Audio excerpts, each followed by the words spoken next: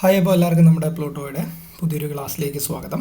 അപ്പോൾ നമ്മൾ നമ്മുടെ സബ് ഇൻസ്പെക്ടർ ഓഫ് പോലീസിൻ്റെ സ്പെഷ്യൽ ടോപ്പിക്കാണ് നമ്മളിപ്പോൾ നോക്കുന്നത്. സൈക്കോളജിയാണ് നമ്മളിപ്പോൾ നോക്കുന്നത്. ബേസിക്സ് ഓഫ് ഹ്യൂമൻ സൈക്കോളജിയാണ്. അതിൽ അടുത്തൊരു നമ്മുടെ ഒരു ടോപ്പിക്കാണ് പ്രവർത്തനാനുബന്ധ സിദ്ധാന്തം എന്ന് പറയുന്നത്, തിയറി ഓഫ് ഓപ്പറൻ്റ് കണ്ടീഷനിങ്. അപ്പോൾ പ്രവർത്തനാനുബന്ധ സിദ്ധാന്തം നമുക്ക് എന്താണെന്ന് നോക്കാം. അപ്പോൾ ഇതിനു മുമ്പേ നമ്മൾ 2 വീഡിയോ ചെയ്തിട്ടുണ്ട്, അതൊന്ന് കണ്ടിട്ട് ഇത് കാണാൻ ശ്രമിക്കുക. അപ്പോൾ ആദ്യത്തെ പോയിന്റ്, പ്രവർത്തനാനുബന്ധ സിദ്ധാന്തത്തിൻ്റെ ഉപജ്ഞാതാവ് ആര്? അപ്പോൾ പ്രവർത്തനാനുബന്ധ സിദ്ധാന്തത്തിൻ്റെ ഉപജ്ഞാതാവ് ആരാണ്? സ്കിന്നറാണ് പ്രവർത്തനാനുബന്ധ സിദ്ധാന്തത്തിൻ്റെ ഉപജ്ഞാതാവ് എന്ന് പറയുന്നത്. അപ്പോൾ തോണ്ടേക്കിൻ്റെ ഫലനിയമമാണ് നമ്മുടെ സ്കിന്നറിനെ പ്രവർത്തനാനുബന്ധ സിദ്ധാന്തത്തിൽ എത്തിച്ചേരാൻ പ്രേരണയായത്. അപ്പോൾ തോണ്ടേക്കിൻ്റെ ഫലനിയമം, ലാ ഓഫ് എഫക്റ്റ് ആണ് എന്ത് ചെയ്തത്? സ്കിന്നറിനെ പ്രവർത്തനാനുബന്ധ സിദ്ധാന്തത്തിൽ എത്തിച്ചേരാൻ പ്രേരണ ആയത്. Instrumental conditioning theory, reward learning theory, ക്രിയാനുബന്ധന സിദ്ധാന്തം എന്നിങ്ങനെ അറിയപ്പെടുന്ന സിദ്ധാന്തം ഏതാണ്? തിയറി ഓഫ് ഓപ്പറൻ്റ് കണ്ടീഷനിങ് ആണ്. അപ്പോൾ നമ്മുടെ instrumental conditioning theory, instrumental conditioning theory, reward learning theory, ക്രിയാനുബന്ധന സിദ്ധാന്തം എന്നിങ്ങനെയെല്ലാം അറിയപ്പെടുന്ന സിദ്ധാന്തം ഏതാണ്? തിയറി ഓഫ് ഓപ്പറൻ്റ് കണ്ടീഷനിങ്, അല്ലെങ്കിൽ എന്താണ്? പ്രവർത്തനാനുബന്ധ സിദ്ധാന്തം എന്നാണ് പറയുന്നത്. ഒന്നുകൂടി പറയാം, instrumental conditioning theory, reward learning theory, ക്രിയാനുബന്ധന സിദ്ധാന്തം എന്നിങ്ങനെയെല്ലാം അറിയപ്പെടുന്ന സിദ്ധാന്തം ഏതാണ്ടാ? തിയറി ഓഫ് ഓപ്പറൻ്റ് കണ്ടീഷനിങ്, അല്ലെങ്കിൽ എന്താണ്? പ്രവർത്തനാനുബന്ധ സിദ്ധാന്തം എന്നാണ് പറയുന്നത്. ഓക്കെ ആണല്ലോ. അടുത്ത്, അനുകൂലമായ പ്രതികരണം ലഭിക്കുന്ന വ്യവഹാരങ്ങൾ ആവർത്തിക്കാനും പ്രതികൂലമായ പ്രവർത്തനം ലഭിക്കുന്ന വ്യവഹാരങ്ങളെ ഒഴിവാക്കാനും ഒരു വ്യക്തി പരിശീലിക്കുന്നതാണ് എന്തെന്ന് പറയുന്നത്? ക്രിയാനുബന്ധന സിദ്ധാന്തം എന്ന് പറയുന്നത്. അപ്പോൾ ഒരു അനുകൂലമായ പ്രതികരണം ലഭിക്കുന്ന വ്യവഹാരങ്ങൾ നമ്മൾ ആവർത്തിക്കും. അതേപോലെ തന്നെ പ്രതികൂലമായ പ്രവർത്തനം ലഭിക്കുന്ന വ്യവഹാരങ്ങളെ നമ്മൾ ഒഴിവാക്കും. അങ്ങനെ ഒരു വ്യക്തി പരിശീലിക്കുന്നതാണ് എന്തെന്ന് പറയുന്നത്? ക്രിയാനുബന്ധന സിദ്ധാന്തം എന്ന് പറയുന്നത്. സാധാരണ ഇതിൽ വേറെ ഒന്നുമില്ല, ഒരു അനുകൂലമായ പ്രവർത്തനം ലഭിക്കുന്ന വ്യവഹാരങ്ങൾ അടുത്ത് നമ്മൾ പറയണം. അതുകൊണ്ടാണ് ഇതിനെ ഓവർ നമ്മളങ്ങ് ഉള്ളിലോട്ട് കയറി പറയാത്തത്. അടുത്ത് നിങ്ങൾക്ക് പറയുമ്പോൾ ഇത് മനസ്സിലാവും. അപ്പോൾ അനുകൂലമായ പ്രതികരണം ലഭിക്കുന്ന വ്യവഹാരങ്ങൾ ആവർത്തിക്കാനും പ്രതികൂലമായ പ്രവർത്തനം ലഭിക്കുന്ന വ്യവഹാരങ്ങളെ ഒഴിവാക്കാനും ഒരു വ്യക്തി പരിശീലിക്കുന്നതാണ് എന്തെന്ന് പറയുന്നത്? ക്രിയാനുബന്ധന സിദ്ധാന്തം എന്ന് പറയുന്നത്. നമുക്കടുത്ത് നമ്മുടെ സമ്മാനത്തെക്കുറിച്ചൊക്കെ നമുക്ക് പറയാനുണ്ട്. അപ്പോൾ അതൊക്കെ പറയുമ്പോൾ നിങ്ങൾക്ക് കറക്റ്റായിട്ട് മനസ്സിലാവും. പ്രവർത്തനാനുബന്ധന സിദ്ധാന്ത പഠനത്തിൻ്റെ ആധാരം എന്താണ്? അപ്പോൾ പ്രവർത്തനാനുബന്ധന സിദ്ധാന്ത പഠനത്തിൻ്റെ ആധാരം എന്താണ്? പ്രതികരണവും ചോദകവും, പ്രതികരണത്തിലെ പ്രബലനവുമാണ്. റെസ്പോൺസ് സ്റ്റിമുലസും റെയിൻഫോഴ്സ്മെൻറ്റുമാണ്. അപ്പോൾ നമ്മുടെ പ്രവർത്തനാനുബന്ധന സിദ്ധാന്ത പഠനത്തിൻ്റെ ആധാരം എന്താണെന്ന് വെച്ച് കഴിഞ്ഞാൽ എന്താണ്?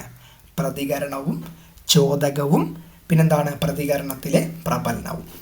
സ്കിന്നറുടെ സിദ്ധാന്തത്തിൻ്റെ കേന്ദ്ര ബിന്ദു എന്താണ്? അത് റെയിൻഫോഴ്സ്മെൻ്റ് ആണ്, അതായത് പ്രബലനമാണ് സ്കിന്നറുടെ സിദ്ധാന്തത്തിൻ്റെ കേന്ദ്ര ബിന്ദു എന്ന് പറയുന്നത്. അപ്പോൾ സ്കിന്നറുടെ സിദ്ധാന്തത്തിൻ്റെ കേന്ദ്ര ബിന്ദു എന്താണ്? പ്രബലനമാണ് സ്കിന്നറുടെ സിദ്ധാന്തത്തിൻ്റെ കേന്ദ്ര ബിന്ദു. അഭിലഷണീയമായ പ്രതികരണത്തിന് ഉടൻ തന്നെ ചോദകം നൽകുന്ന പ്രക്രിയയാണ് നമ്മൾ എന്തെന്ന് പറയുന്നത്? പ്രബലനമെന്ന് പറയുന്നത്. അപ്പോൾ അഭിലഷണീയമായ പ്രതികരണത്തിന് ഉടൻ തന്നെ ചോദകം നൽകുന്ന പ്രക്രിയ, ചോദകം എന്ന് പറയുമ്പോൾ നമ്മൾ പറഞ്ഞു കഴിഞ്ഞതിൽ സ്റ്റിമുലസ് ആണ്. അപ്പോൾ അഭിലഷണീയമായ പ്രതികരണത്തിന് ഉടൻ തന്നെ ചോദകം നൽകുന്ന പ്രക്രിയയാണ് എന്തെന്ന് പറയുന്നത്? പ്രബലനമെന്ന് പറയുന്നത്. ഇത് പെട്ടെന്ന് കേട്ടാൽ മനസ്സിലാവാത്തവർ നമ്മുടെ ഒന്നാമത്തെ വീഡിയോ, രണ്ടാമത്തെ വീഡിയോ ഇത് കണ്ടിട്ട് മാത്രം ഇത് കാണാൻ ശ്രമിക്കുക. അപ്പോൾ അനുബന്ധനത്തിൻ്റെ സവിശേഷ വശമാണെന്ന് പറയുന്നത് പ്രബലനമെന്ന് പറയുന്നത്. അപ്പോൾ അനുബന്ധനത്തിൻ്റെ സവിശേഷ വശമാണെന്ന് പറയുന്നത് പ്രബലനമെന്ന് പറയുന്നത്. അപ്പോൾ സ്കിന്നറുടെ സിദ്ധാന്തത്തിൻ്റെ കേന്ദ്ര ബിന്ദു പ്രബലനമായതുകൊണ്ട് ഈ സിദ്ധാന്തം എന്തെന്നറിയപ്പെടുന്നു? റീഇൻഫോഴ്സ്മെൻറ്റ് തിയറി, അല്ലെങ്കിൽ പ്രബലന സിദ്ധാന്തം എന്ന് അറിയപ്പെടുന്നു. അപ്പോൾ സ്കിന്നറുടെ സിദ്ധാന്തത്തിൻ്റെ കേന്ദ്ര ബിന്ദു അല്ലെങ്കിൽ റൂട്ട് എന്ന് പറയുന്നത് എന്താണ്? പ്രബലനമാണ്. അതുകൊണ്ട് ഈ സിദ്ധാന്തം എന്ത് പേരിൽ അറിയപ്പെടുന്നതാ? പ്രബലന സിദ്ധാന്തം അല്ലെങ്കിൽ റെയിൻഫോഴ്സ്മെൻറ്റ് തിയറി എന്ന് അറിയപ്പെടുന്നു. പ്രവർത്തനാനുബന്ധ പ്രക്രിയയിൽ പ്രബലനം വഴി പരിവർത്തനം ചെയ്യപ്പെടുന്നതാണ് എന്തെന്ന് പറയുന്നത്? ഓപ്പറൻറ്റുകൾ എന്ന് പറയപ്പെടുന്നത്. അപ്പോൾ പ്രവർത്തനാനുബന്ധ പ്രക്രിയയിൽ ഒരു പ്രബലനം വഴി പരിവർത്തനം ചെയ്യപ്പെടുന്നതിനെ എന്തെന്ന് പറയുന്നു? ഓപ്പറൻറ്റുകൾ എന്ന് പറയുന്നു. അപ്പോൾ പ്രവർത്തനാനുബന്ധ പ്രക്രിയയിൽ പ്രബലനം വഴി പരിവർത്തനം ചെയ്യുന്നതിനെ എന്തെന്ന് പറയുന്നു? ഓപ്പറൻറ്റുകൾ എന്ന് പറയുന്നു. ഏതെങ്കിലും ഒരു പ്രവൃത്തിയിൽ ഏർപ്പെടുന്ന വ്യക്തിയെ അതുമായി ബന്ധപ്പെട്ട അനുബന്ധനത്തിന് വിധേയമാക്കുന്ന പ്രവൃത്തികളെയാണ് നമ്മൾ ഓപ്പറൻ്റ് എന്ന് പറയുന്നത്. അപ്പോൾ ഏതെങ്കിലും ഒരു പ്രവൃത്തിയിൽ ഒരു വ്യക്തി ഏർപ്പെടുന്നു, അപ്പോഴെന്താണ്? ആ വ്യക്തിയെ അതുമായിട്ട് ബന്ധപ്പെട്ട അനുബന്ധനത്തിന് വിധേയമാക്കുന്ന പ്രവൃത്തികളെയാണ് എന്തെന്ന് പറയുന്നത്? ഓപ്പറൻ്റ് എന്ന് പറയുന്നത്. ചോദകമില്ലെങ്കിൽ പ്രതികരണമില്ല എന്ന സിദ്ധാന്തത്തെ സ്കിന്നർ അംഗീകരിച്ചിട്ടില്ല. നമ്മൾ കഴിഞ്ഞ വീഡിയോയിൽ പറഞ്ഞതാണ്, ചോദകമുണ്ടെങ്കിൽ എന്താണ്? പ്രതികരണമുണ്ട്. സ്റ്റിമുലസ് ഉണ്ടെങ്കിൽ റെസ്പോൺസും ഉണ്ട്. ഇപ്പോൾ ചോദകമില്ലെങ്കിൽ പ്രതികരണമില്ല എന്ന സിദ്ധാന്തത്തെ ആര് അംഗീകരിച്ചിട്ടില്ല? സ്കിന്നർ അംഗീകരിച്ചിട്ടില്ല. അദ്ദേഹം രണ്ട് വ്യത്യസ്ത തരത്തിലുള്ള വ്യവഹാരങ്ങളെ ചൂണ്ടിക്കാട്ടുന്നു. ആര്? സ്കിന്നർ രണ്ട് വ്യത്യസ്ത തരത്തിലുള്ള വ്യവഹാരങ്ങളെ ചൂണ്ടിക്കാണിക്കുന്നു. വ്യക്തമായ ചോദകങ്ങൾ വഴി പിടിച്ചെടുക്കൽ എന്താണ്? എലിക്റ്റഡ് അല്ലെങ്കിൽ റെസ്പോണ്ടൻ്റ് കണ്ടീഷനിങ്. പിന്നെന്താണ്? അജ്ഞാതമായ ചോദകം മൂലം ജീവി പുറപ്പെടുവിക്കുന്നത് അല്ലെങ്കിൽ ചോദകവുമായി ബന്ധമില്ലാത്ത പ്രതികരണം. അപ്പോൾ അദ്ദേഹം രണ്ട് വ്യത്യസ്ത തരത്തിലുള്ള വ്യവഹാരങ്ങൾ ചൂണ്ടിക്കാണും. ഏതൊക്കെയാണ്? വ്യക്തമായ ചോദകങ്ങൾ വഴി പിടിച്ചെടുത്തത്, പിന്നെന്താണ്? അജ്ഞാതമായ ചോദകം മൂലം ജീവി പുറപ്പെടുവിക്കുന്നത്. ചോദകവുമായി ബന്ധമില്ലാത്ത ഇതാണ് അദ്ദേഹം പറയുന്നത്. അടുത്ത്, എലിയിലും പ്രാവുകളിലും പരീക്ഷണം നടത്തിയാണ് സ്കിന്നർ തൻ്റെ പ്രവർത്തനാനുബന്ധ സിദ്ധാന്തം ആവിഷ്കരിച്ചത്. അപ്പോൾ സ്കിന്നർ എങ്ങനെയാണ്, നമ്മൾ കഴിഞ്ഞ വീഡിയോയിൽ നമ്മൾ നമ്മുടെ പൂച്ചയുടെ കാര്യം പറഞ്ഞു, അതേപോലെ എന്താണ് നമ്മുടെ പട്ടിയുടെ നായയുടെ കാര്യം പറഞ്ഞു. അപ്പോൾ ഇതിലെന്താണ് നമ്മുടെ സ്കിന്നർ എന്ന് പറയുമ്പോൾ എലിയിലും പ്രാവുകളിലും പരീക്ഷണം നടത്തിയാണ് നമ്മുടെ സ്കിന്നർ തൻ്റെ പ്രവർത്തനാനുബന്ധ സിദ്ധാന്തം ആവിഷ്കരിച്ചത്. ഓക്കെ ആണല്ലോ. അടുത്ത് സ്കിന്നറുടെ പരീക്ഷണം. വിശക്കുന്ന ഒരു എലിയെ എന്ത് ചെയ്തു? സ്കിന്നർ പെട്ടിയിലാക്കി. നമ്മുടെ സ്കിന്നർ എന്ത് ചെയ്തു? ഒരു വിശക്കുന്ന എലിയെ എടുത്തു, അതിനെന്ത് ചെയ്തു? അതിനെ സ്കിന്നർ പെട്ടിയിലാക്കി. പെട്ടിക്കുള്ളിലെ ലിവറിൽ അമർത്തിയാൽ അല്പം ആഹാരം കിട്ടുന്ന സംവിധാനവും ഉണ്ടാക്കി. നമ്മൾ കഴിഞ്ഞ വീഡിയോയിൽ പറഞ്ഞതാണ്, ഇത് ഏകദേശം എല്ലാം സെയിം ആണ്. പെട്ടിക്കുള്ളിലെ ലിവറിൽ അമർത്തിയാൽ എന്താണ്? അല്പം ആഹാരം കിട്ടുന്ന സംവിധാനവും ഉണ്ടാക്കി. പെട്ടിയിൽ സഞ്ചരിക്കുന്ന എലി യാദൃച്ഛികമായി ലിവറിൽ അമർത്തുകയും എന്ത് ചെയ്യുന്നു? ഭക്ഷണം ലഭിക്കുകയും ചെയ്തു. ക്രമേണ ലിവർ അമർത്തി ആഹാരം സമ്പാദിക്കാൻ എന്ത് ചെയ്തു? എലി പഠിച്ചു. ഇവിടെ ആഹാരം എന്ന് പറയുമ്പോൾ സമ്മാനമായിട്ടാണ് പറയുന്നത്. ആഹാരം അതായത് സമ്മാനം ലിവർ അമർത്തുന്ന പ്രതികരണം, അതായത് ഓപ്പറൻ്റ് പ്രതികരണത്തെ പ്രബലനം ചെയ്യുകയും എന്നാൽ പ്രബലനത്തിൻ്റെ അഭാവത്തിൽ ഓപ്പറൻ്റ് വ്യവഹാരം ഇല്ലാതാകുകയും ചെയ്യുന്നു. സിമ്പിളായിട്ട് പറഞ്ഞു കഴിഞ്ഞാൽ നമ്മുടെ നായകളൊക്കെ ട്രെയിനിങ് ചെയ്യുന്ന ആൾക്കാരെ കണ്ടിട്ടുണ്ടല്ലോ, നിങ്ങൾ യൂട്യൂബിലൊക്കെ കണ്ട് കാണും. അവരെന്ത് ചെയ്യും? നായയോടൊരു കാര്യം പറഞ്ഞു കഴിഞ്ഞിട്ട് ഉടനെ എന്ത് ചെയ്യും? അവർ നായയ്ക്ക് ട്രീറ്റ് കൊടുക്കും. ട്രീറ്റായിട്ട് എന്താണ് കൊടുക്കുന്നത്? ആഹാരമാണ് കൊടുക്കുന്നത്. അപ്പോൾ ആഹാരം, അതായത് ഒരു സമ്മാനം, ലിവർ അമർത്തുന്ന പ്രതികരണം. നമ്മുടെ എലി എന്ത് ചെയ്യുന്നു? ഇങ്ങനെ ഓടുന്ന സമയത്ത് ആ ഒരു ലിവർ അമർത്തുന്നു. അപ്പോൾ ആ എലിക്ക് എന്ത് ചെയ്യുന്നു? ഒരു ആഹാരം, അതായത് സമ്മാനം എന്ന രീതിയിലാണ് പറയുന്നത്. എന്ത് ചെയ്യുന്നു? ആഹാരം കിട്ടുന്നു. അപ്പോൾ അതെന്താണ്? ആ ഒരു നമ്മുടെ ആഹാരം ലിവർ അമർത്തുന്ന പ്രതികരണത്തെ പ്രബലനം ചെയ്യുകയും, അപ്പോൾ എന്താണ്? പിന്നെയും അത് ചെയ്യാനുള്ള ഒരു ഇമ്പാക്റ്റ് ഇതെന്ത് ചെയ്യും? എലിയെ ഉണ്ടാക്കും. എന്നാൽ പ്രബലനത്തിൻ്റെ അഭാവത്തിൽ ഓപ്പറൻ്റ് വ്യവഹാരം എന്ന് പറയുന്നത് എന്താണ്? നമ്മുടെ ഒരു പ്രബലനത്തിൻ്റെ അഭാവത്തിൽ എന്ത് ചെയ്യില്ല? ഈ ഒരു വ്യവഹാരം ഇല്ലാതാകുകയും ചെയ്യുന്നു. അപ്പോൾ നമ്മളിപ്പോൾ എന്താണ്? ഒന്നുകൂടി പറയാം. ആഹാരം എന്ന് പറയുമ്പോൾ ലിവർ അമർത്തുന്ന പ്രതികരണത്തെ പ്രബലനം ചെയ്യുകയും, ഇത്രയും പോയിന്റ് മാറ്റുക. എന്താണ്? ആഹാരം എന്ത് ചെയ്യും? ആഹാരം ലിവർ അമർത്തുന്ന പ്രതികരണത്തെ പ്രബലനം ചെയ്യുകയും എന്നാൽ പ്രബലനത്തിൻ്റെ അഭാവത്തിൽ എന്ന് പറയുമ്പോൾ നമ്മൾ ഈ ഒരു ആഹാരം അവിടെ ഇല്ലായെങ്കിൽ എന്താണ്? ആ ഒരു ഓപ്പറൻ്റ് വ്യവഹാരം ഇല്ലാതാകുകയും ചെയ്യുന്നു. എന്ത് ചെയ്യില്ല? എലി അത് അമർത്തില്ല. ഇത്രേ പറയുന്നുള്ളൂ. അടുത്ത്, എങ്ങനെയാണ് സ്കിന്നർ SR സമവാക്യത്തെ RS സമവാക്യമാക്കി മാറ്റിയത്? ഈ SR എന്ന് പറയുമ്പോൾ എന്താണ്? സ്റ്റിമുലസ് റെസ്പോൺസ് ആണ്. കഴിഞ്ഞ വീഡിയോയിൽ നമ്മൾ പറഞ്ഞതാണ്. SR എന്ന് പറയുമ്പോൾ സ്റ്റിമുലസ് റെസ്പോൺസ് ആണ്. സ്കിന്നർ എന്ത് ചെയ്തു? SR സമവാക്യത്തെ RS സമവാക്യമാക്കി മാറ്റി. SR എന്ന് പറയുമ്പോൾ സ്റ്റിമുലസ് റെസ്പോൺസ്, സ്കിന്നർ എന്ത് ചെയ്തു? അതിനെ റെസ്പോൺസ് സ്റ്റിമുലസ് ആക്കി മാറ്റി.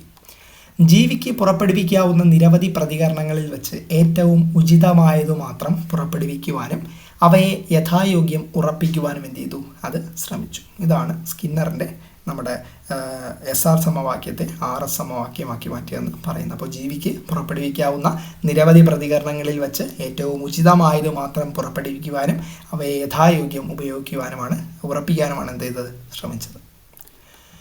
അടുത്ത് ധനപ്രബലനം, ഋണപ്രബലനം. എന്താണ് ധനപ്രബലനമെന്നും ഋണപ്രബലനമെന്നും നോക്കാം. പ്രതികരണത്തെ പ്രോത്സാഹിപ്പിക്കാൻ നൽകുന്ന പ്രബലനത്തിൻ്റെ സ്വഭാവമനുസരിച്ച് പ്രബലനത്തെ രണ്ടായിട്ട് തിരിക്കാം. അപ്പോൾ ഇതിൽ കുറേ ടേംസ് ആണ്. പ്രബലനമൊക്കെ എന്താണെന്നൊക്കെ നിങ്ങൾ എന്ത് ചെയ്യുക, സ്വന്തമായിട്ട് ഗൂഗിളിൽ കയറി ഒന്ന് സെർച്ച് ചെയ്യുക. അപ്പോഴെന്താണെന്ന് കറക്റ്റ് മനസ്സിലാവും. അപ്പോൾ ഒരു വിഷ്വൽ റെപ്രസെൻറ്റേഷൻ കിട്ടുമ്പോൾ നിങ്ങൾക്ക് പെട്ടെന്ന് മനസ്സിലാകും. നമ്മുടെ കഴിഞ്ഞ വീഡിയോയിൽ ഞാൻ കുറേ പറഞ്ഞു, ചോദകം, പ്രതികരണം, അതിൻ്റെയൊക്കെ ഞാൻ ഇംഗ്ലീഷും കാര്യങ്ങളൊക്കെ പറഞ്ഞാണ്. അത് പറഞ്ഞുകൊണ്ട് എന്ത് ചെയ്യില്ല, നമുക്ക് നമ്മുടെ ടൈം കിട്ടില്ല. അപ്പോൾ പ്രതികരണത്തെ പ്രോത്സാഹിപ്പിക്കാൻ നൽകുന്ന പ്രബലനത്തിൻ്റെ സ്വഭാവമനുസരിച്ച് പ്രബലനത്തെ എത്രയായിട്ട് തിരിക്കാം, നമുക്ക് രണ്ടായിട്ട് തിരിക്കാം. അപ്പോൾ പ്രബലനം എന്ന് പറയുമ്പോൾ എന്താണ്? പ്രതികരണത്തെ പ്രോത്സാഹിപ്പിക്കാൻ നൽകുന്ന പ്രബലനം എന്ന് പറയുന്നത് നമ്മുടെ സമ്മാനമായിട്ട് നമുക്ക് പറയാം. ഇപ്പോൾ നമ്മളിപ്പോൾ ഒരു കുട്ടി ഒരു എക്സാമിന് നല്ലൊരു മാർക്ക് വാങ്ങിച്ചു, അവന് കുറച്ച് സമ്മാനം കൊടുക്കുമ്പോൾ എന്ത് ചെയ്യും, അവൻ പിന്നെയും അത് ആ ഒരു മാർക്ക് വാങ്ങിക്കാൻ വേണ്ടി അവൻ ശ്രമിക്കും. അപ്പോൾ അതാണ് സംഭവം ഇവിടെ ഉദ്ദേശിക്കുന്നത്. അപ്പോൾ പ്രതികരണത്തെ പ്രോത്സാഹിപ്പിക്കാൻ നൽകുന്ന പ്രബലനത്തിൻ്റെ സ്വഭാവമനുസരിച്ച് എന്ത് ചെയ്യാം, പ്രബലനത്തെ രണ്ടായി തിരിക്കാം. അപ്പോൾ ഒരു പ്രതികരണത്തെ പ്രോത്സാഹിപ്പിക്കാനായിട്ട് നൽകുന്ന ഒരു കുട്ടി, ഞാൻ ഇപ്പോൾ പറഞ്ഞ നമ്മുടെ ഉദാഹരണം മാത്രം എടുത്താൽ മതി. അപ്പോൾ ആ ഒരു കുട്ടിയുടെ പ്രതികരണത്തെ പ്രോത്സാഹിപ്പിക്കാൻ നൽകുന്ന പ്രബലനത്തിൻ്റെ സ്വഭാവമനുസരിച്ച് പ്രബലനത്തെ എത്രയായി തിരിക്കാം, നമുക്ക് രണ്ടായിട്ട് തിരിക്കാം. അതിലൊന്നാണ് ധനപ്രബലനം, പോസിറ്റീവ് റീഇൻഫോഴ്സ്മെൻറ്റ്. രണ്ടാമത്തെ എന്താണ്, ഋണപ്രബലനം, നെഗറ്റീവ് റീഇൻഫോഴ്സ്മെൻറ്റ്. അപ്പോൾ നമ്മൾ പ്രബലനത്തെ രണ്ടായിട്ട് തിരിച്ചു. എന്തൊക്കെയാണ്? ധനപ്രബലനവും ഋണപ്രബലനവും, പോസിറ്റീവ് റീഇൻഫോഴ്സ്മെൻറ്റും നെഗറ്റീവ് റീഇൻഫോഴ്സ്മെൻറ്റും.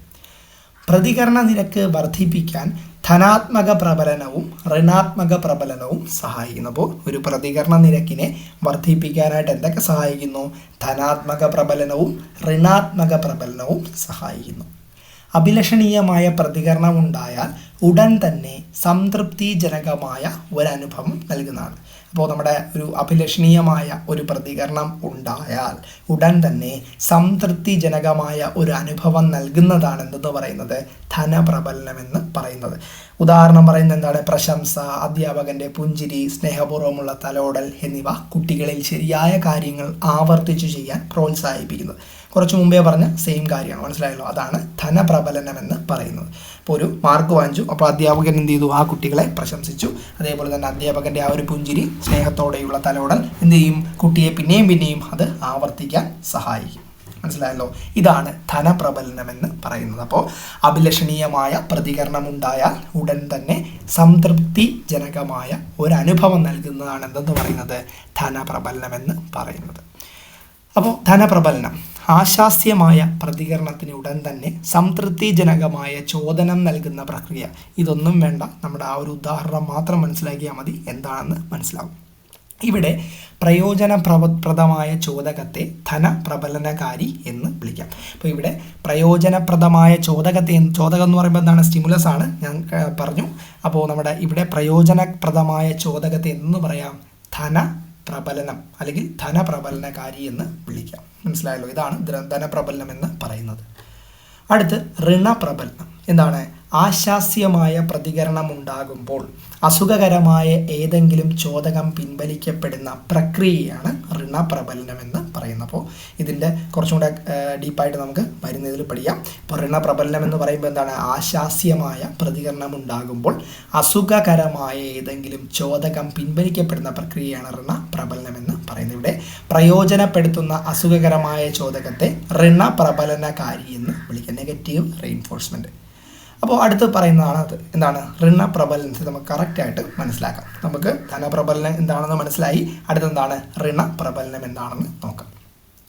അസ്വാസ്ഥ്യജനകമായ ഒരു ചോദകം കുറേ നേരത്തേക്ക് തടഞ്ഞു വയ്ക്കുകയോ പിൻവലിക്കുകയോ ചെയ്യുന്നത് മൂലം ഒരു പ്രതികരണം ആവർത്തിക്കാൻ സഹായകമാകുന്നതാണ് എന്തെന്ന് പറയുന്നത്, ഋണപ്രബലനം എന്ന് പറയുന്നത്.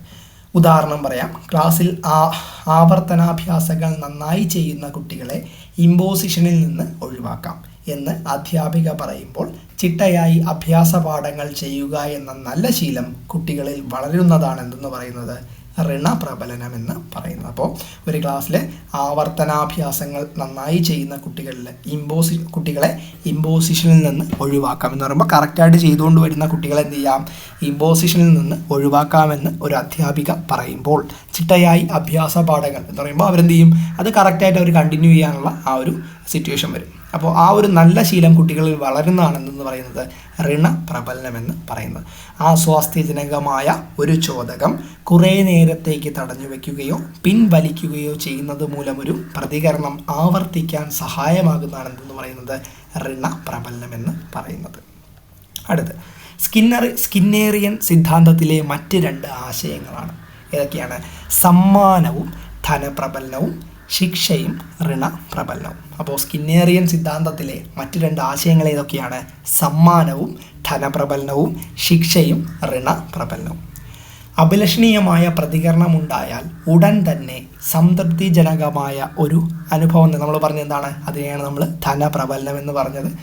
നമ്മുടെ അധ്യാപകൻ്റെ പ്രശംസ, പുഞ്ചിരി, തലോടൽ, ഇതൊക്കെയാണ് ധനപ്രബലനത്തിന് ഉദാഹരണം നമ്മൾ പറഞ്ഞത്. തൃപ്തികരമായ രീതിയിൽ പ്രവർത്തനം പൂർത്തിയാക്കിയതിനു ശേഷം നൽകുന്നതാണ് എന്തെന്ന് പറയുന്നത്? സമ്മാനമെന്ന് പറയുന്നത്. അപ്പോൾ ഒരു കുട്ടി നല്ല വൃത്തിയായിട്ട് കാര്യങ്ങളൊക്കെ ചെയ്തിട്ടുണ്ടെങ്കിൽ അധ്യാപകൻ്റെ ആ ഒരു പുഞ്ചിരി അത് നമുക്ക് സമ്മാനമാണെന്ന് പറയാം. അല്ലെങ്കിൽ എന്തെങ്കിലും ആ ഒരു ഇതുണ്ടല്ലോ, നമ്മൾ നമ്മുടെ ലൈഫുമായിട്ട് ഇതൊന്ന് കണക്ട് ചെയ്യുക. അപ്പോൾ തൃപ്തികരമായ രീതിയിൽ പ്രവർത്തനം പൂർത്തിയാക്കിയതിനു ശേഷം ഒരു കുട്ടിക്ക് നൽകുന്ന ഒരു എന്താണ് പറയുന്നത്, അതിനെയാണ് നമ്മൾ സമ്മാനം എന്ന് പറയുന്നത്. മനസ്സിലായെന്ന് കരുതുന്നു. അടുത്ത് വേദനാജനകമായ അനുഭവം നൽകുന്നതാണ് സമ്മാനം. ശിക്ഷ എന്ന് പറയുമ്പോൾ അറിയാമല്ലോ, അത് വേദനാജനകമായ ഒരു അനുഭവം നൽകുന്നതാണ് ശിക്ഷ എന്ന് പറയുന്നത്.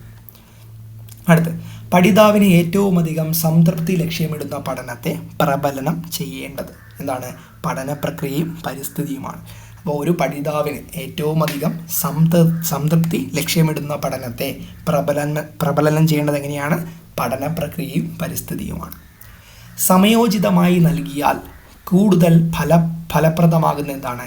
അതാണ് പ്രബലനമെന്ന് പറയുന്നത്. അപ്പോൾ സമയോചിതമായ എന്ന് പറയുമ്പോൾ ആ ഒരു ടൈമിൽ എപ്പോഴാണോ അത് നൽകേണ്ടത് ആ ഒരു സമയോചിതമായി നൽകിയാൽ കൂടുതൽ ഫലപ്രദമാകുന്ന എന്താണ്? അതിനെയാണ് നമ്മൾ പ്രബലനമെന്ന് പറയുന്നത്.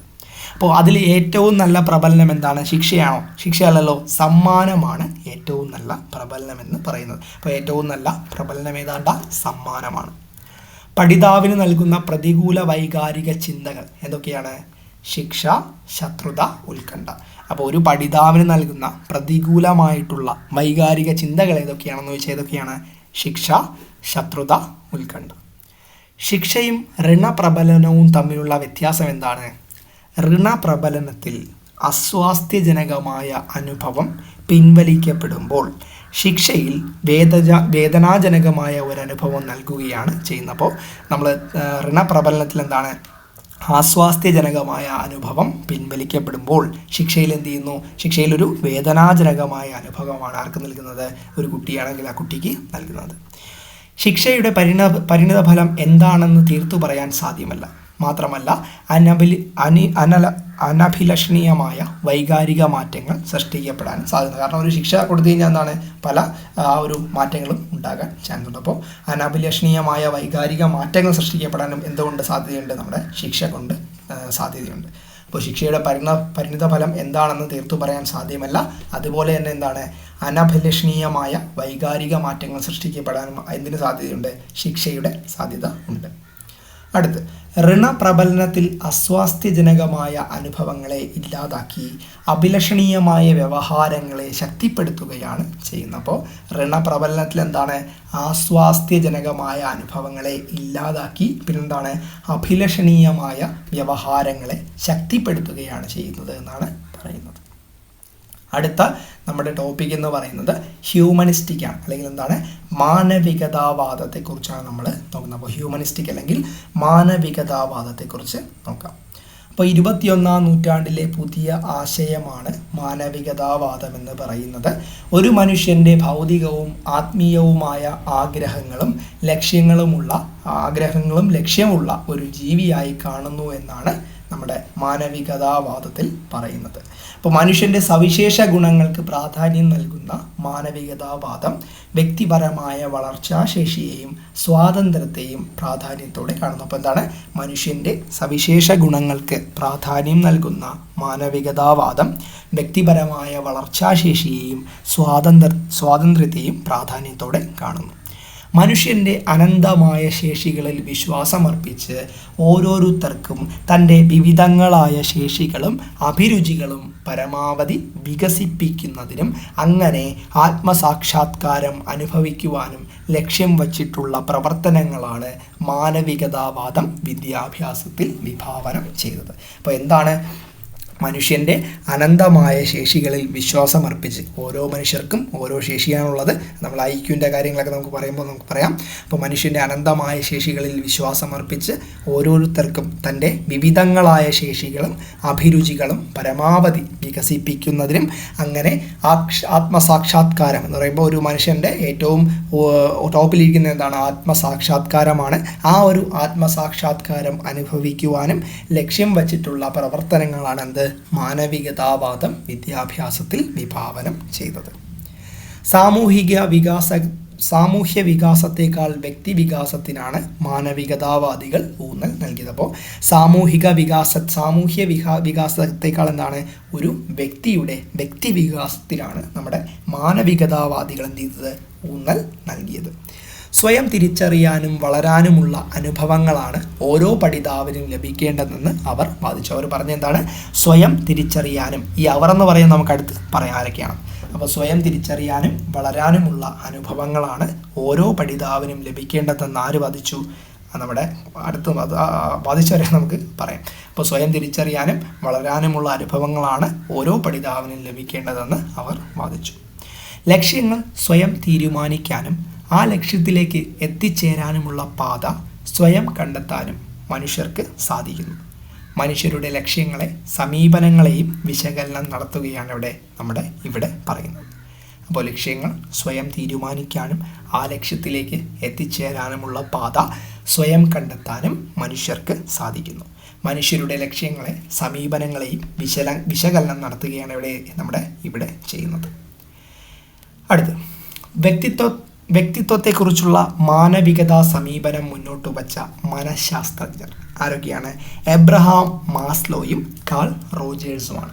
അപ്പോൾ വ്യക്തിത്വത്തെക്കുറിച്ചുള്ള മാനവികതാ സമീപനം മുന്നോട്ട് വച്ച മനഃശാസ്ത്രജ്ഞർ ആരൊക്കെയാണ്? എബ്രഹാം മാസ്ലോയും കാൾ റോജേഴ്സുമാണ്. അപ്പോൾ വ്യക്തിത്വത്തെക്കുറിച്ചുള്ള മാനവികതാ സമീപനം മുന്നോട്ട് വച്ച മനഃശാസ്ത്രജ്ഞർ ആരൊക്കെയാണ്? എബ്രഹാം മാസ്ലോയും കാൾ റോജേഴ്സുമാണ്.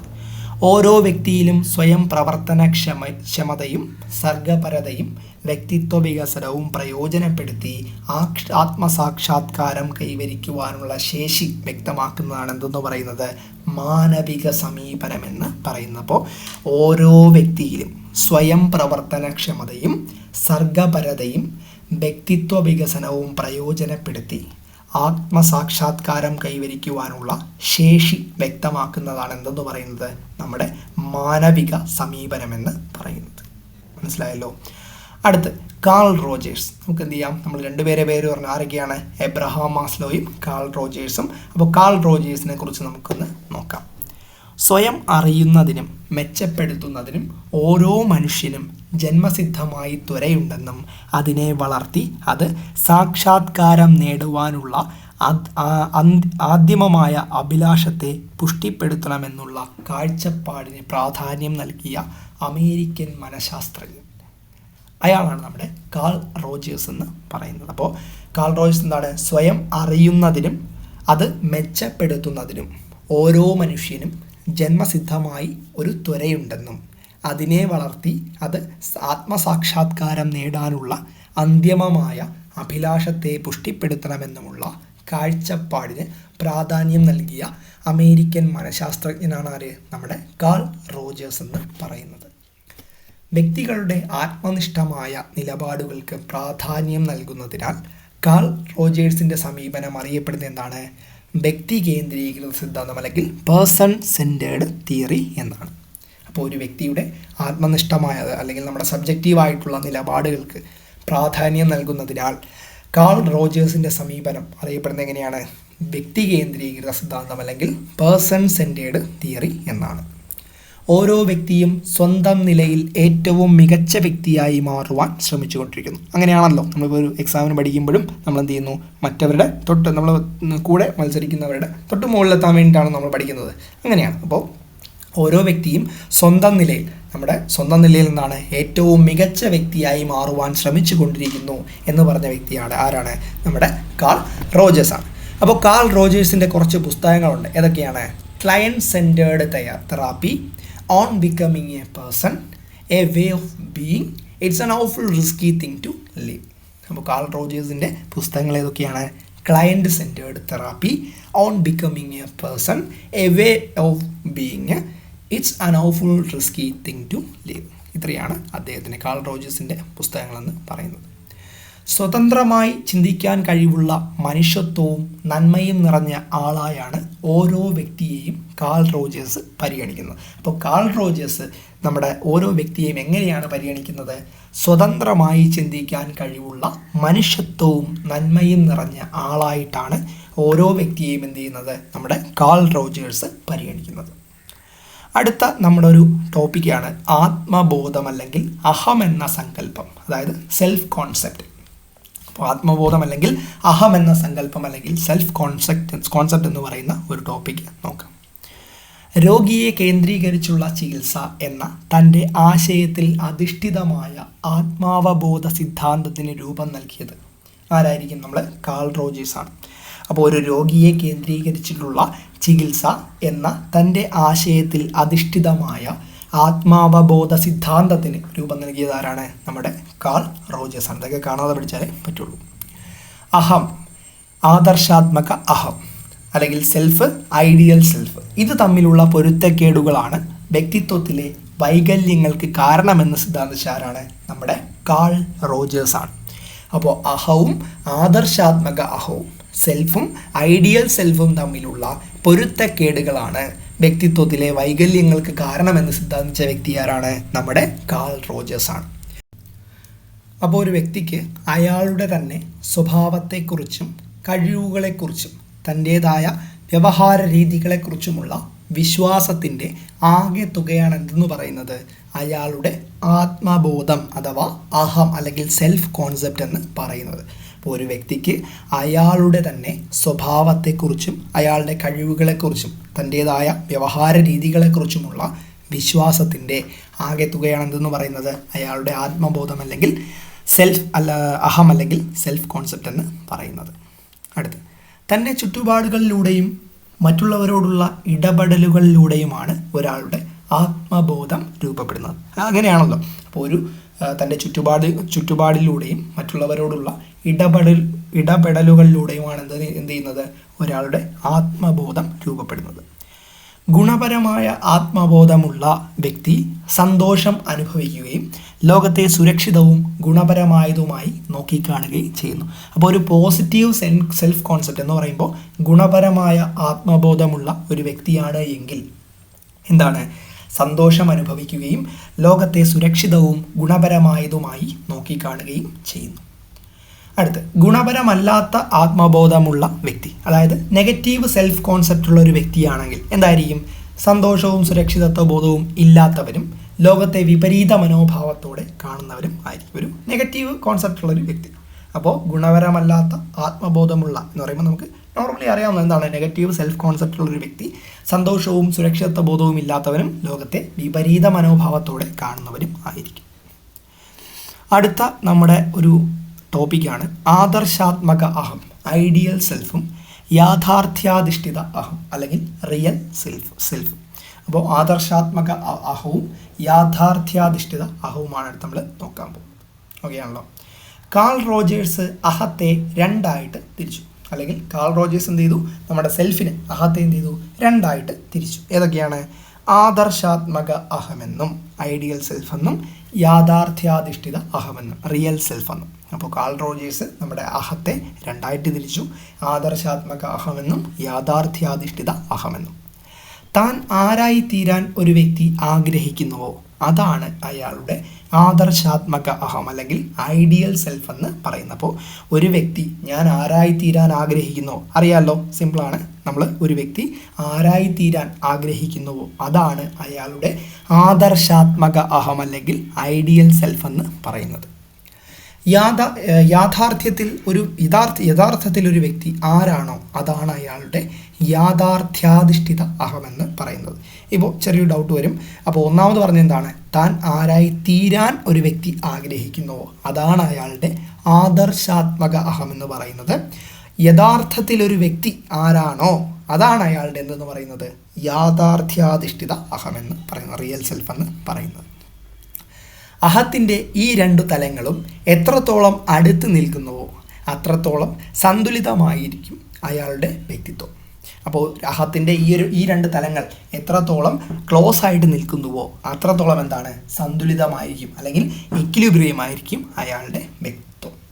ഇവ തമ്മിലുള്ള അന്തരം കൂടുന്നത് അപസമായോജനത്തിനും വ്യക്തിത്വ പ്രശ്നങ്ങൾക്കും കാരണമാകും. അപ്പോൾ ഇത് സിമ്പിളായിട്ട് പറഞ്ഞു കഴിഞ്ഞാൽ ഈ രണ്ട് സാധനങ്ങളും എന്താണ്? തൊട്ടടുത്ത് നിൽക്കണം. ഇതിന് ഗ്യാപ്പ് കൂടുന്തോറും എന്ത് ചെയ്യും? വ്യക്തിത്വ പ്രശ്നങ്ങൾക്ക് കാരണമാകും. ഒന്നുകൂടി വായിക്കാം. അഹത്തിൻ്റെ ഈ രണ്ട് തലങ്ങളും എന്താണ്? യാഥാർത്ഥ്യാധിഷ്ഠിത അഹവും പിന്നെന്താണ്? ആദർശാത്മക അഹവും എന്താണ്? അടുത്ത് നിൽക്കുന്നുവോ അത്രത്തോളം സന്തുലിതമായിരിക്കും അയാളുടെ വ്യക്തിത്വം. ഒരു വ്യക്തിയുടെ വ്യക്തിത്വം ഇത് രണ്ടും അടുത്താണെങ്കിൽ എന്താണ്? സന്തുലിതമായിരിക്കും. ഇവ തമ്മിലുള്ള അന്തരം കൂടുന്നത്, അതായത് ഇത് തമ്മിലുള്ള ഗ്യാപ്പ് കൂടുന്നത് എന്താണ്? അപസമായോജനത്തിനും വ്യക്തിത്വ പ്രശ്നങ്ങൾക്കും കാരണമാകുന്നുവെന്നാണ് പറയുന്നത്. ഓക്കെ ആണല്ലോ. അടുത്ത നമ്മുടെ ടോപ്പിക്കാണ് നിരുപാധിക പരിഗണന അല്ലെങ്കിൽ സ്നേഹം, അൺകണ്ടീഷണൽ പോസിറ്റീവ് റിഗാർഡ് അല്ലെങ്കിൽ ലവ്. അപ്പോൾ എന്താണ് നിരുപാധിക പരിഗണന അല്ലെങ്കിൽ സ്നേഹമെന്ന് നോക്കാം. നിരുപാധികമായ പരിഗണനയും തുറന്ന സ്നേഹവും വ്യക്തികൾക്ക് ശരിയായ വ്യക്തിത്വ സ്ഥാപനത്തിനും ആത്മസാക്ഷാത്കാരം നേടുന്നതിനും സഹായകമാണ്. അപ്പോൾ നിരുപാധികമായ ഒരു പരിഗണനയും തുറന്ന സ്നേഹവും ഒരു വ്യക്തിക്ക് എന്താണ്? ശരിയായ വ്യക്തിത്വ സ്ഥാപനത്തിനും ആത്മസാക്ഷാത്കാരം നേടുന്നതിനും എന്താണ്? സഹായകമാണ് എന്നാണ് പറയുന്നത്. ഉപാധികളോടെയുള്ള സ്നേഹവും പരിഗണനയും തെറ്റായ ആദർശാത്മക അഹം രൂപപ്പെടുന്നതിനും യാഥാർത്ഥ്യാത്മക അഹവുമായി പൊരുത്തക്കേട് സൃഷ്ടിക്കുന്നതിനും അതുവഴി വ്യക്തിത്വ പ്രശ്നങ്ങൾക്കും കാരണമാകും. നമ്മൾ പറഞ്ഞല്ലോ, ആ ഒരു അന്തരം കൂടി നിൽക്കുമ്പോൾ എന്നാണ് വ്യക്തിത്വ പ്രശ്നങ്ങൾക്ക് കാരണമാകും നമ്മൾ പറഞ്ഞു. അപ്പോൾ ഉപാധികളോടെയുള്ള സ്നേഹവും പരിഗണനയും തെറ്റായ ആദർശാത്മക അഹം രൂപപ്പെടുത്തുന്നതിന് കാരണമാകുന്നു. എന്താണ്? അപ്പോൾ യാഥാർത്ഥ്യാത്മക അഹവുമായിട്ട് ഈ ഒരു നമ്മുടെ ആദർശാത്മക അഹത്തിന് പൊരുത്തക്കേട് സൃഷ്ടിക്കുന്നതിനും അതുവഴി വ്യക്തിത്വ പ്രശ്നങ്ങൾക്കും കാരണമാകാം എന്നാണ് പറയുന്നത്. അടുത്ത ടോപ്പിക്കാണ് പൂർണ്ണ വ്യക്തിത്വം, the complete personality, fully functioning personality. അപ്പോൾ പൂർണ്ണ വ്യക്തിത്വം എന്താണ്? ദ കംപ്ലീറ്റ് പേഴ്സണാലിറ്റി അല്ലെങ്കിൽ ഫുള്ളി ഫങ്ഷനിങ് പേഴ്സണാലിറ്റി. സഹജമായ കഴിവുകൾ ഉപയോഗപ്പെടുത്തി നിരന്തരം പ്രവർത്തന നിരതനായ ഒരു വ്യക്തിയെ പൂർണ്ണ വ്യക്തിത്വത്തിന് ഉടമയായിട്ട് പരിഗണിക്കാം. അപ്പോൾ സഹജമായ ഒരു കഴിവുകൾ ഉപയോഗപ്പെടുത്തി നിരന്തരം പ്രവർത്തന നിരതനായ ഒരു വ്യക്തി എന്ത് ചെയ്യാം? പൂർണ്ണ വ്യക്തിത്വത്തിന് ഉടമയായിട്ട് പരിഗണിക്കാം. അപ്പോൾ ഒരു പൂർണ്ണ വ്യക്തിത്വത്തിന് ഉടമകളായവരുടെ സവിശേഷതകൾ എന്തൊക്കെയാണെന്ന് നോക്കാം. അവരെന്ത് ചെയ്യുന്നു? അനുഭവങ്ങളെ തുറന്ന മനസ്സോടെ ഉൾക്കൊള്ളുന്നു. അവർക്ക് ഒരു അനുഭവങ്ങൾ എന്ത് ചെയ്യുന്നു? അനുഭവങ്ങളെ അവർ തുറന്ന മനസ്സോടെ ഉൾക്കൊള്ളുന്നു. ജീവിതത്തിലെ ഓരോ നിമിഷത്തെയും പ്രായോഗിക സമീപനത്തോടെ അവർ നേരിടുന്നു. അപ്പോൾ ജീവിതത്തിലെ ഓരോ നിമിഷത്തെയും എന്ത് ചെയ്യുന്നു? അവർ പ്രായോഗിക സമീപനത്തോടെ നേരിടുന്നു. സന്ദർഭങ്ങൾക്ക് അനുയോജ്യമായ രീതിയിൽ എന്ത് ചെയ്യുന്നു? അവർ പെരുമാറുന്നു. സന്ദർഭങ്ങൾക്ക് അനുയോജ്യമായ രീതിയിൽ എന്ത് ചെയ്യുന്നു? അവർ പെരുമാറുന്നു. തിരഞ്ഞെടുക്കുവാനുള്ള സ്വാതന്ത്ര്യം ഔചിത്യപൂർവ്വം ഉപയോഗിക്കുന്നു. അപ്പോൾ തിരഞ്ഞെടുക്കുവാനുള്ള സ്വാതന്ത്ര്യം എന്ത് ചെയ്യുന്നു? അവർ ഔചിത്യപൂർവ്വം ഉപയോഗിക്കുന്നു. ഉയർന്ന തലത്തിലുള്ള സർഗാത്മകത എന്ത് ചെയ്യുന്നു? അവർ പ്രകടിപ്പിക്കുന്നു. അപ്പോൾ ഉയർന്ന തലത്തിലുള്ള സർഗാത്മകത ആര് പ്രകടിപ്പിക്കുന്നു? പൂർണ്ണ വ്യക്തിത്വത്തിന് ഉടമകളായവർ എന്ത് ചെയ്യുന്നു? ഇത്രയും കാര്യങ്ങൾ അവർ പ്രകടിപ്പിക്കുന്നു. ഇതാണ് നമ്മുടെ പൂർണ്ണ വ്യക്തിത്വത്തിന് ഉടമകളായവരുടെ സവിശേഷതകളെന്ന് പറയുന്നത്. അടുത്ത ടോപ്പിക്കാണ് ഉദ്ഗ്രഥിത വ്യക്തിത്വം അല്ലെങ്കിൽ ഇൻ്റഗ്രേറ്റഡ് പേഴ്സണാലിറ്റി. അപ്പോൾ എന്താണ് ഉദ്ഗ്രഥിത വ്യക്തിത്വം അല്ലെങ്കിൽ ഇൻ്റഗ്രേറ്റഡ് പേഴ്സണാലിറ്റി എന്ന് നമുക്ക് എന്ത് ചെയ്യാം? അടുത്ത ക്ലാസ്സിൽ നമുക്ക് നോക്കാം.